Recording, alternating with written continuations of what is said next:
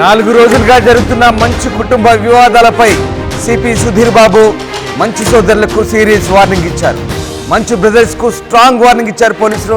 నిన్న మధ్యాహ్నం తమ్ముడు మనోజ్కి, సాయంత్రం విష్ణుకి వార్నింగ్ ఇచ్చారు రాచకొండ సిపి సుధీర్ బాబు. మరోసారి గొడవలకు దిగితే చట్ట ప్రకారం చర్యలుంటాయన్నారు సిపి. జల్పల్లి నివాసం నుంచి ప్రైవేట్ సెక్యూరిటీని పంపించాలంటూ విష్ణుకి సిపి ఆదేశాలు ఇచ్చారు. 126 BNS ప్రకారం జిల్లా అదనపు మేజిస్ట్రేట్ హోదాలో నోటీస్ ఇచ్చారు. గొడవలకు సంబంధించి అన్నదమ్ములు ఇద్దరి నుంచి విడివిడిగా వాంగ్మూలాలు సేకరించారు సిపి సుధీర్ బాబు.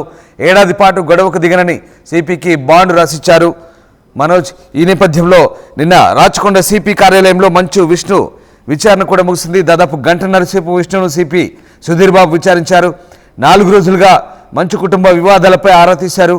మరోసారి శాంతి భద్రతలకు విఘాతం కలిగేలా వ్యవహరించొద్దంటూ విష్ణుకు వార్నింగ్ ఇచ్చారు. ఇంకోసారి ప్రైవేటు సెక్యూరిటీ బౌన్సర్లతో గొడవలకు పాల్పడవద్దంటూ ఆదేశించారు. సమస్యలుంటే ఇంట్లో పరిష్కరించుకోవాలి, కానీ గొడవలు చేయొద్దంటూ సిపి సున్నితంగా వార్నింగ్ ఇచ్చారు. ఇంటి దగ్గర ఎలాంటి ఇబ్బందులున్నా పోలీసులకు సమాచారం అందించాలంటూ సూచించారు.